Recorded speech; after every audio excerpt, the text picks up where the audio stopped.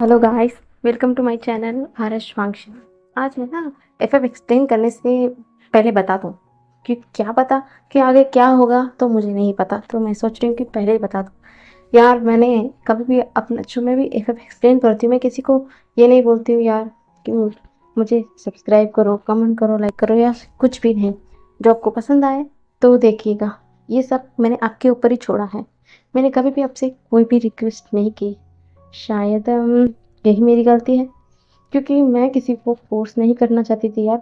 मुझे फंक्शन ऐसा शेयर करना पसंद था, इसीलिए मैंने शेयर किया।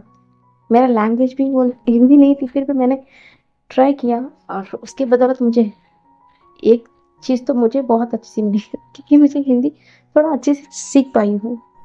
मैं नहीं जानती कि मैं परफेक्टली बोलती हूँ या नहीं, फिर भी मैं थोड़ा तो अच्छा बोल लेती हूँ। मुझे मेरी दोस्त ने कहा, इसलिए मैं तो हैप्पी ही हूँ।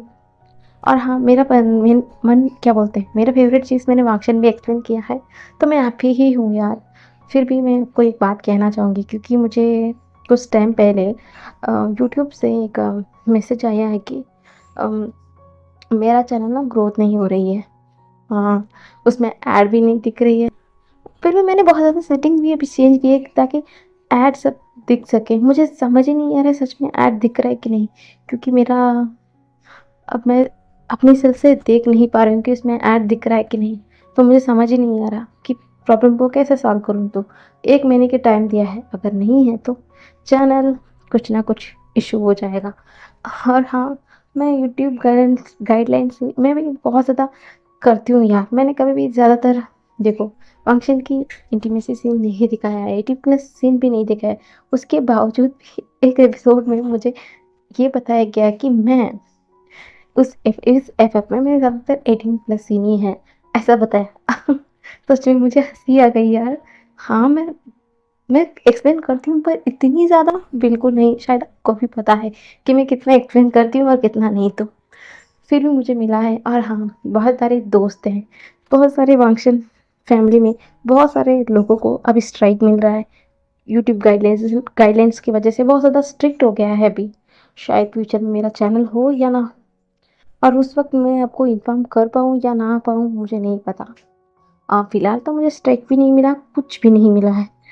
पर मुझे ये बताया गया है कि मेरा चैनल में ऐड नहीं हो रहा है, ऐड नहीं शो हो रहा है, और इसके चलते मेरा चैनल बंद भी हो सकता है। अगर बंद हो गया तो ये मत सोचना कि अरे यार! बिना बताए कहाँ गायब हो गई। अगर ऐसा हो तो समझ लेना कि मेरा चैनल चला गया है, ठीक है? क्योंकि मैं आपको फ़ोर्स नहीं कर सकती गाइस। आप मेरे एफ़एफ को देखो यार, देखो व्यूज़ नहीं आ रहा है, मैं किसी को फ़ोर्स बिल्कुल नहीं कर सकती हूँ, और वो मेरा नेचर भी नहीं है, तो मैं आपको फ़ोर्स बिल्कुल नहीं कर सकती। पर मैं आपको बताना चाहती हूँ कि अगर ऐसा हो तो समझ लेना कि क्या हो रहा है।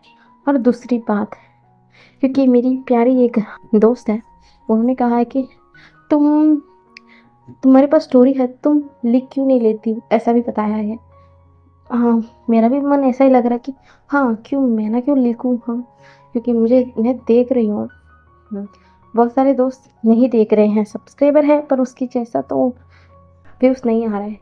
हाँ, फिर भी मैं क्या बोलते हैं, किसी को कंप्लेन करती हूँ, क्योंकि मेरे और ज़्यादा फैन्स भी हैं जो वो रेगुलर वॉच करते हैं। उनके लिए मुझे रोज़ क्या बोलते हैं एफ़एफ या कुछ अपलोड करना पड़ता है, क्योंकि बाकी के लिए मैं इनको तो पीछे नहीं छोड़ सकती ना।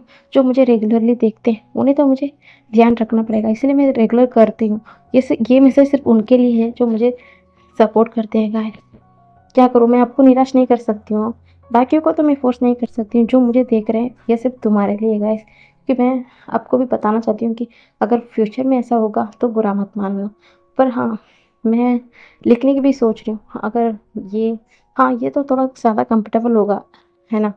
यही सोच रही हूँ, अगर चैनल फ्यूचर में चला जाएगा तो मैं लिखूँगी। अगर मेरा चैनल बच जाएगा तो ये सब कंटिन्यू आया करेगा यार, जो मुझे देख रहे हैं उनके लिए, ठीक है?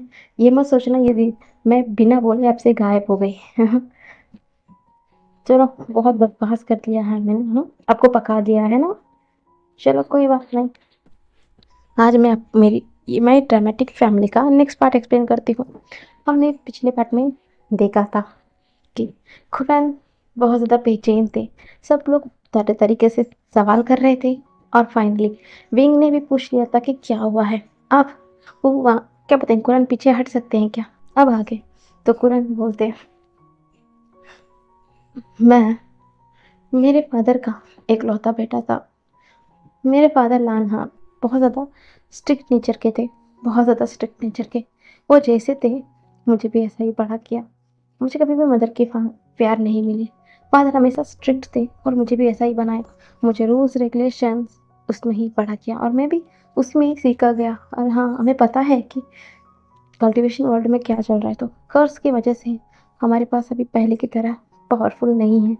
बस हम सिर्फ बेसिक कर सकते हैं। इसलिए मैं उस बेसिक में भी बहुत हैप्पी था। इसलिए मैं हमेशा मेडिटेशन करता था और फिर भी हल्का मुल्का हंट के लिए कहीं भी जाता था। मैं जानता हूँ कि मैं पहले की तरह पावरफुल नहीं हूँ, फिर भी सबकी मदद करने के लिए हम करते थे। और यहाँ पर हमारे क्लैन पर पढ़ाई बहुत प्रसिद्ध था, इसलिए मैं पढ़ाई भी करता था। और ऐसे ही एक दिन वो हुआ जो मेरा ज़िंदगी बदल कर रख दिया। मेरे फादर ने बोला कि मुझे एक क्या बोलते हैं हीलिंग के उस साइड जाना है जहाँ पर कुछ प्रॉब्लम भी है और उनके दोस्त भी वहाँ पर हैं, जो मुझे जाकर उन्हें एक चिट्ठी देना है, ऐसा बताया था। तो मैं भी अपनी फादर की बात कैसे डाल सकता था, मैं भी चला गया मेरी फादर की बात मानकर, ताकि मैं अपनी फादर को हैप्पी रख पाऊँ। यही सोचकर मैं सिर्फ अकेले चला गया था ना, मैं डिसिपल को लेके चला गया, मैं सिर्फ अकेले गया। तो मैं वहाँ पर हीलिंग के आसपास मेरे फादर के दोस्त से भी मिला, जो चिट मेरे फादर देने के लिए बोला था मैं उसे भी दिया। और उस वक्त बहुत रात हो गई थी, जो उन्होंने मुझे इंसिस्ट किया कि मैं यहीं पर रुक जाऊं, क्योंकि रात भी बहुत हो गई है और अब बाहर जाना खतरे से खाली नहीं है। पहले की तरह अब यहाँ पर कोई भी पावरफुल नहीं रहा और यहाँ पर बहुत ज़्यादा लुटेरे घूम रहे हैं। इसलिए मुझे बचकर घर में यहाँ पर इन में ही रुकना है, ऐसा बताया था। तो मैं भी रुक गया। मैं उन्हें डिस्टर्बेंस नहीं करना चाहता था, इसलिए मैं बाहर इन में चला गया। पर पता नहीं क्यों न्यू जगह है, क्या है मुझे नहीं पता, मुझे नींद ही नहीं आ रही थी। तो मैं इधर उधर भटक रहा था, मैं पता नहीं मेरा दम घुट रहा था। तो मैंने नींद से भी बाहर निकल कर चलने लगा। मुझे तब एक कुछ धुन सा सुनाई देने लगा। तो मैं उस धुन के पीछे पीछे चलकर जा रहा था। मैंने देखा मैं चलते चलते जंगलों के एकदम बीचों बीच आ गया। मैं थोड़ा घबरा गया, फिर मैं इधर उधर देखने लगा। तभी एक बड़े से पत्थर पर एक इंसान बैठा हुआ था। मैं थोड़ा क्यूरियस हो गया, इतनी आधी रात को कौन है जो पूरे जंगलों के बीचों बीच बैठ बैठ कर ऐसा धुन बजा रहा है। तो मैं धीरे धीरे करीब गया और मैं देखकर शॉक हो गया, क्योंकि वो एक इंसान नहीं बल्कि एक लेडी थी, वो भी बहुत ज़्यादा ब्यूटीफुल। उस मूनलाइट में वो बहुत ज़्यादा प्यारी लग रही थी, इतना ज़्यादा इटर्नल लग रही थी। सच ये कहूँ तो गलत नहीं होगा कि मैं पहली नज़र में मैं अपना दिल खो दिया था उसे देखकर। शायद यही सच है कि मैं पहली नज़र में उसे पसंद कर लिया था। मेरा पैर खुद ब खुद कब उसके पास चले गए मुझे नहीं पता। मैं चला गया था, उसे सिर्फ देख रहा था और उसे भी पता चल गया कि कोई आ रहा है, उसके पीछे है और वो एक अल्फा है। वो भी स्मेल से वो पहचान गई। वो धड़ाम से उड़ी उठी और वो मुझे देख रही थी घूर घूर के। उसकी वो तीखी आंखें, उसकी वो गुस्सेल चेहरा मुझे और भी उसकी तरफ अट्रैक्ट कर रहा था। मैं तो खो ही गया उसकी उसे देखकर। तभी उसने चीखते हुए कहा, तुम तुम यहाँ क्या कर रहे हो? तो मैं अपना होश में आते हुए तो मैंने पूछा कि तुम भी तो यहाँ क्या कर रही हो? तुम तो एक लड़की हो, लड़की होने के बावजूद तुम यहाँ पर क्या कर रही हो? और एक ओमेगा। तभी वो हंसते बोले, अच्छा तो तुम यहाँ पर ज्ञान देने वाली आए हो कि एक ओमेगा को क्या करना चाहिए क्या नहीं। और हाँ, मैं कोई किसी से नहीं डरती, समझ में आया? ऐसा बोलकर वो मुझे चिढ़ा रही थी, पर मुझे उसकी हर हरकत मुझे अच्छा लग रहा था। मैं तो सिर्फ उसे ही देख रहा था। तो मैं उससे बातें करने लगा। वो भी उससे झगड़ा करते हुए सही मुझसे बातें करने लगी। तभी हम देख रहे थे जहाँ कुछ झाड़ियों से कुछ आवाज़ आ रही थी, तो मैं सतर्क हो गया। मैंने बोला तुम इधर आओ, ऐसा बोलकर उसे अचानक से खींच लिया और वो गुस्से में मुझे देखकर चीख रही थी। वो बोल रही थी तुम्हारी इतनी हिम्मत कि तुमने मुझे एक ओमेगा को हाथ कैसे छुआ, तुम्हें क्या लगा कि मैं कोई अबला हूँ, ऐसा बोलकर वो चीख रही थी। तभी मैं उस झाड़ियों में देख रहा था, तभी उस झाड़ियों से एक बड़ा सांप जो जहरीला है वो निकल के जा रहा था। जब उसकी नज़र भी उस पर पड़ी वो शांत हो गई थी। वो समझ गई थी कि मेरा इंटेंशन गलत नहीं था, मैं उसे सिर्फ बचा रहा था। तो वो शांत हो गई थी और वो एक पॉज लेकर मुझसे कहा मुझे माफ़ करना तुम पर गुस्सा होने के लिए। मुझे ऐसा गुस्सा नहीं होना चाहिए था। मुझे लगा कि तुम भी बाकियों के अल्फा की तरह सिर्फ मुझे परेशान करने के लिए रहे। तो मैं स्माइल करते हुए बोला नहीं, बस मैं आपकी आवाज़ बहुत प्यारी थी इसलिए सुनते सुनते आ रहा था। तभी वो मुझे ध्यान से देखकर बोला अब तो यहाँ का नहीं लग रहे हो, अब कहाँ के हो? तो मैंने कहा मैं लैंड खा हूँ, मेरा फादर का नाम लैनहाउन है और मैं लैंडपुरन, ऐसा बताया। तो वो भी स्माइल करते हुए बोली मेरा नाम कांसे सारन है, मैं एक रॉक कल्टिवेटर हूँ। तभी मैंने चौंकते हुए बोला कल्टिवेटर, हम तो पहले की तरह अब तो पावरफुल नहीं रहे ना। तो तभी वो हंसते हुए बोले तो क्या हुआ, हम पहले की तरह अब पावरफुल नहीं रहे, हम एनर्जी का यूज़ नहीं करते थे, फिर भी ये सच बदल भी नहीं चल सकता कि हम फिर भी एक कल्टिवेटर ही हैं, क्योंकि बेसिक है जो भी है फिर भी हमारे पास हम एनर्जी गेन के लिए तो हमारे पावर को यूज़ कर सकते हैं ना। तो मैं भी हंसा बोला हाँ, सिर्फ हम मेडिटेशन कर कर सिर्फ हम हमारा एनर्जी को तो बढ़ा सकते हैं, ऐसा मैं भी हंसते ही बोला। हम दोनों बातें करने लगे, वो भी मुझसे बहुत देर तक बातें की और हम उस दिन बात करके वापस मैं इन पर आ गया और वो भी मुझे भाई के घर चली गई थी। मैं उस दिन बहुत हैप्पी था, मेरा दिल इतना धड़क उठा, मैं किसी को पता ही नहीं चला कि मैं उसे पहली नज़र में प्यार कर बैठा हूँ। मैं उस दिन वापस लैंड आया, पर सच कहूँ तो मेरा दिल तो वहीं पर था जहाँ पर मेरी कांग्सी थी। मैंने उसे पूरी तरीके से प्यार कर बैठा था और उस दिन से मैं हमेशा किसी ना किसी बहाना ढूंढता था मैं इस क्लैन से बाहर जाऊं। और फादर किसी काम के लिए मुझसे बोलते हैं और मैं भी मना नहीं करता।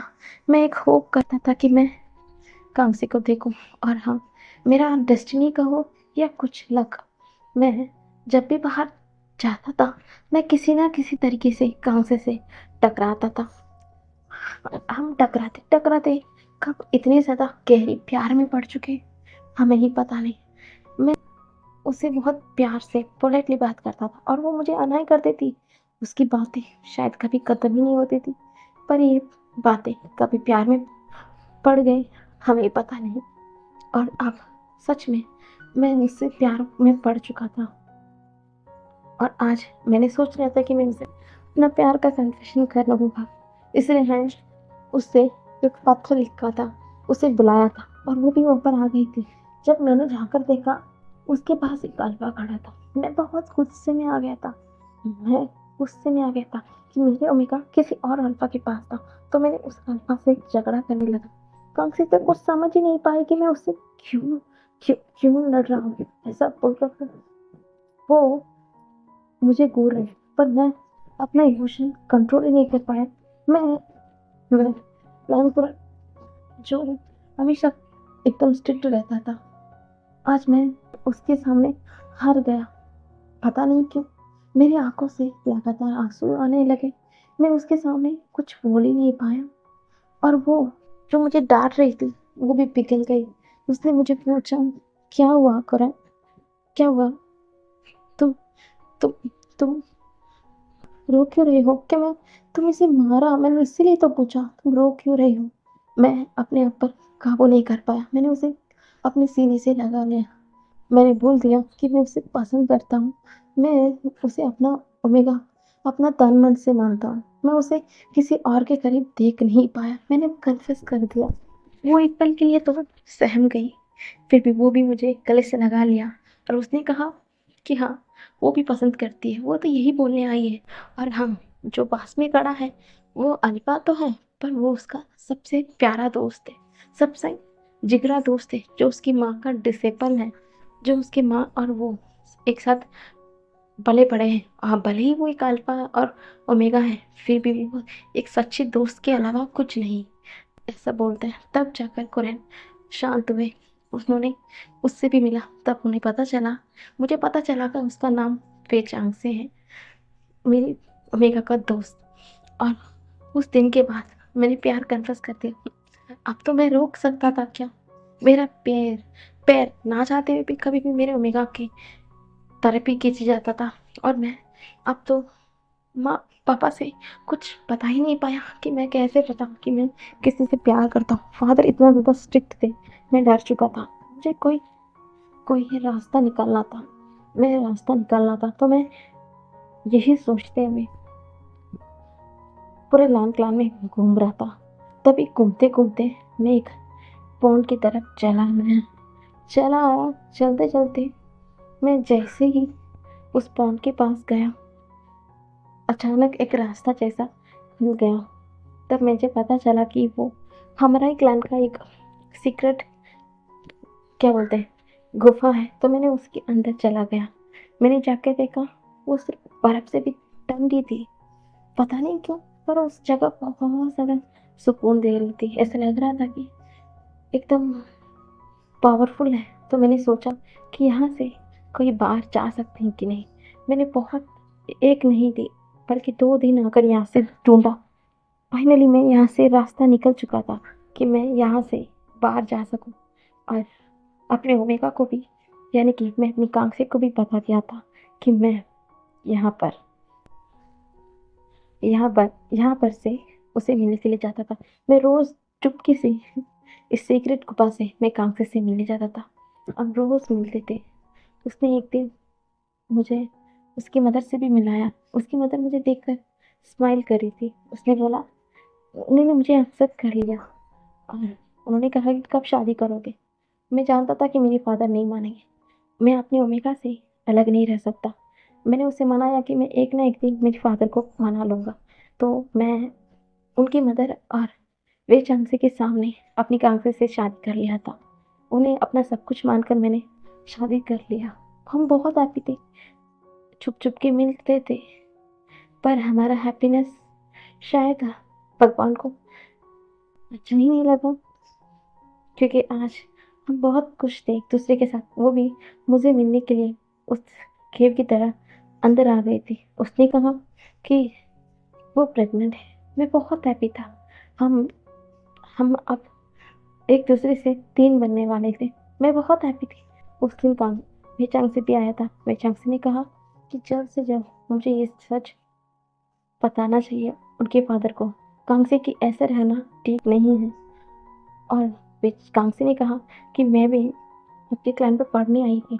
मैंने देखा आपके फादर कितना खड़ूस है।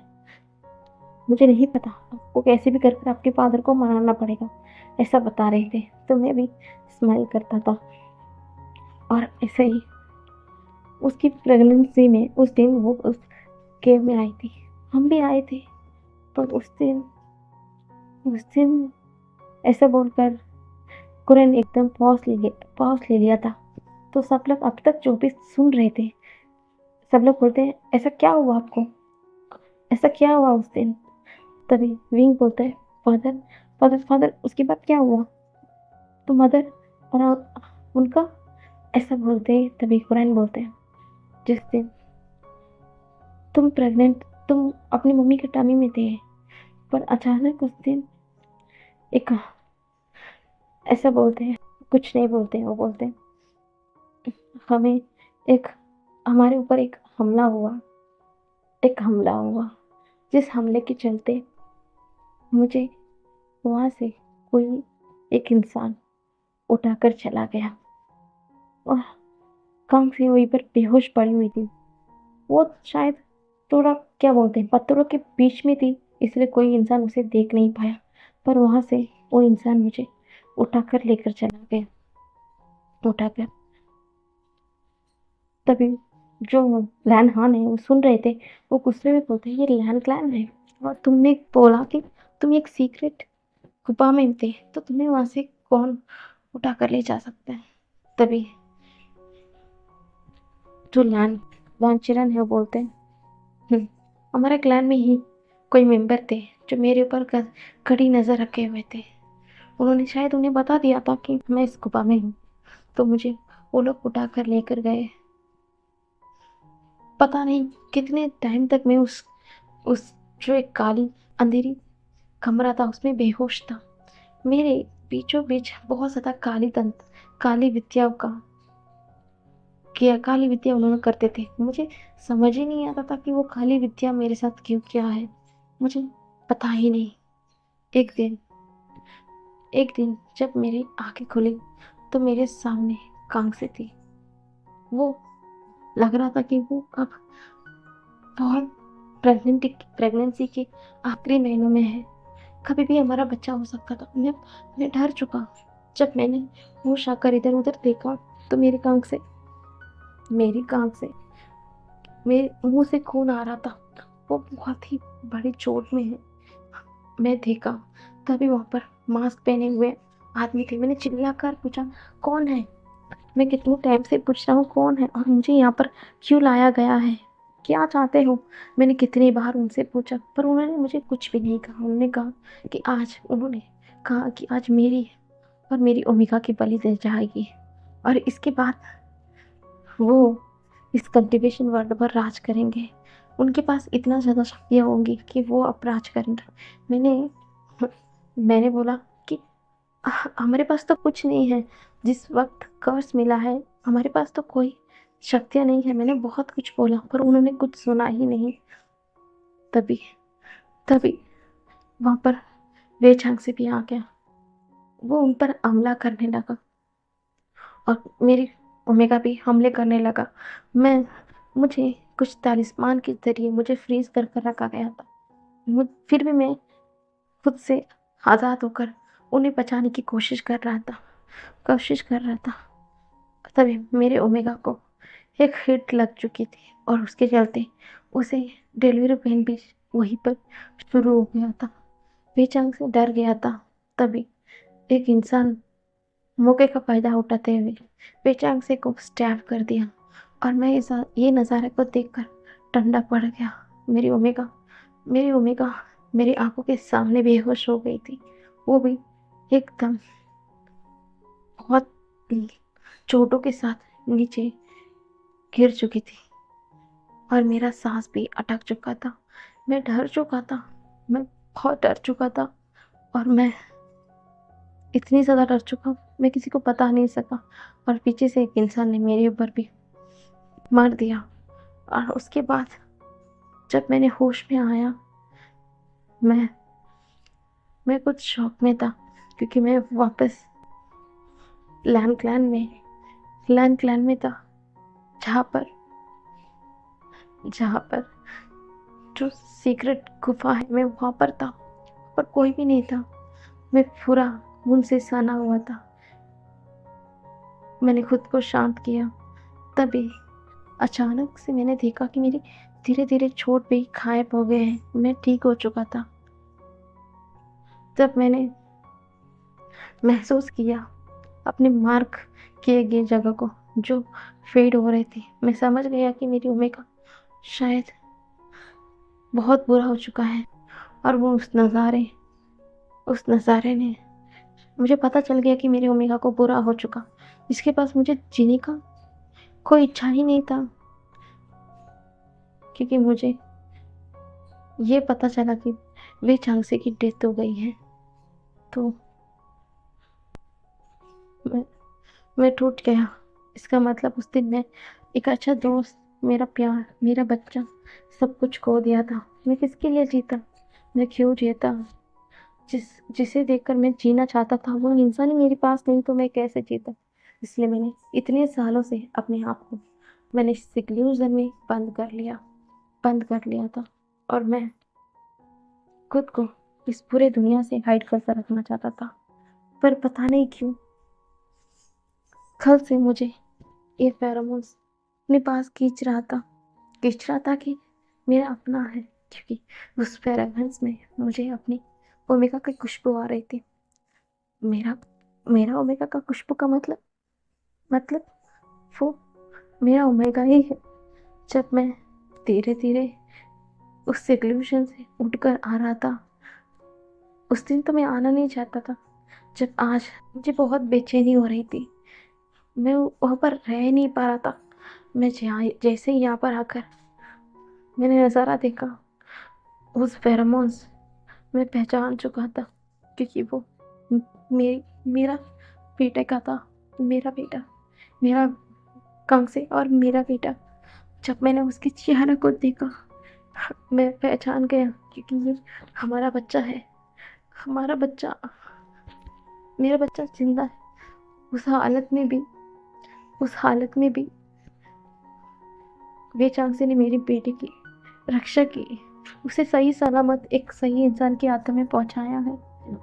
मेरे कांग से ऐसा बोलकर वो अपनी आंखों को बंद कर लिया था।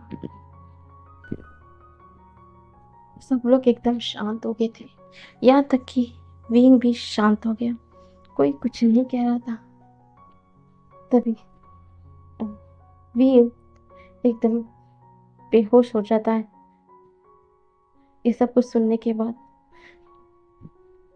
तो सब लोग उसके पास जाने वाले थे, तभी कुरन बोलते, नहीं मैं हूँ ना, मैं उसे संभाल लूँगा, ऐसा बोलते हैं। तभी जो मास्टर लान हान है, वो घूर घूर के देख रहे थे कुरन को देखते हैं, बोलते, अच्छा अच्छा लगा कि तुम्हारी बात तो सुनकर मुझे अच्छा लगा, तुम्हें समझ में आया कि तुम्हारे साथ हुआ क्या है।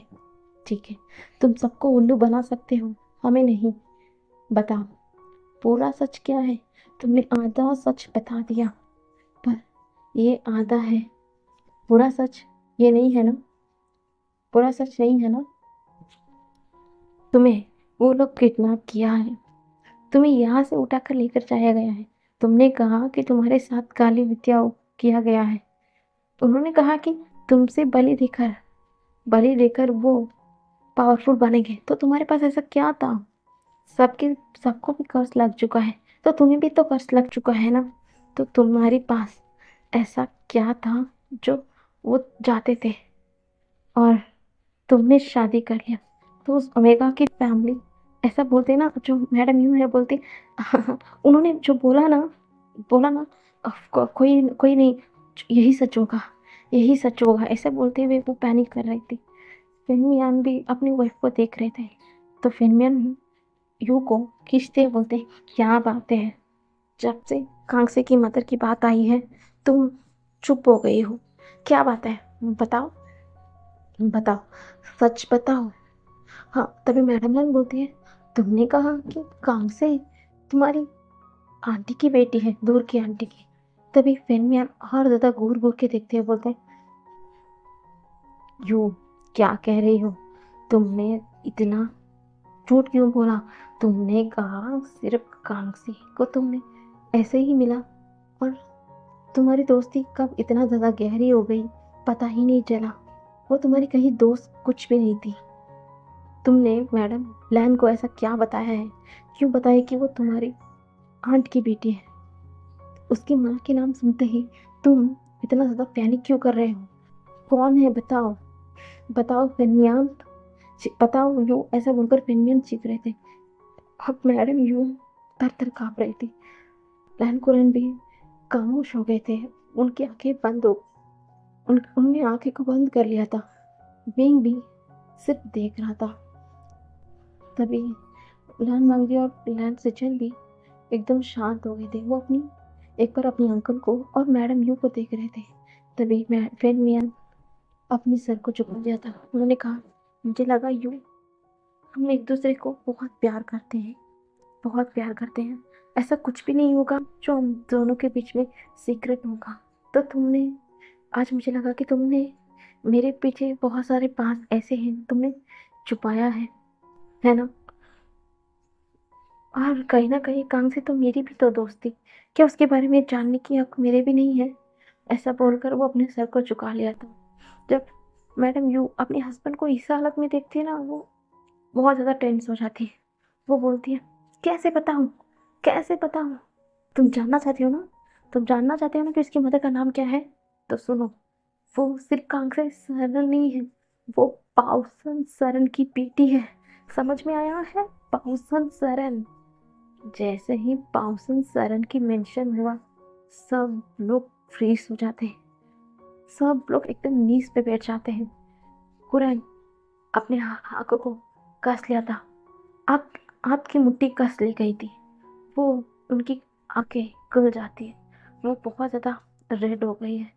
लान हान, मास्टर हान, जो लान हान है, वो देख रहे थे अपने बेटे को। तभी वो कांपते हुए बोलते, बाउसन सरन, इमॉर्टल बाउसन सरन ना। तो मैडम यू रोते हुए बोलती है, हाँ वो उनकी बेटी है, एक लौती बेटी है, और वही उनका नाती है, और आपका भी ग्रैंड चाइल्ड है। ऐसा बोलकर मैडम यू अपना मुंह पर हाथ रख लिया था। अब उन्हें बहुत कुछ समझ में आ गया था, शायद समझ ही गए थे। सब अब एकदम फ्रीज हो गए, किसी के मुंह से कुछ नहीं आ रहा था। तभी लान हान कांपते हुए एक बार अपने बेटे के पास जाते हैं, अपने बेटे के सीने से लगाए हुए उनकी ओमेगा सन विंग को देखते हैं। वो रोते हुए बोलते हैं, मेरे बेटा क्या कुछ तकलीफ नहीं सहा और मुझे कुछ भी पता नहीं। सच बताओ, मेरे ऊपर ट्रस्ट करो, एक बार विश्वास रखो, बताओ ना, बता दो पूरा सच क्या है। ऐसा बताते हैं। आज का पार्ट यही रुकता है, कल देखेंगे कि आगे पूरा सच क्या है और फिर क्यों ऐसी लाइफ जी रहा है। Bye bye.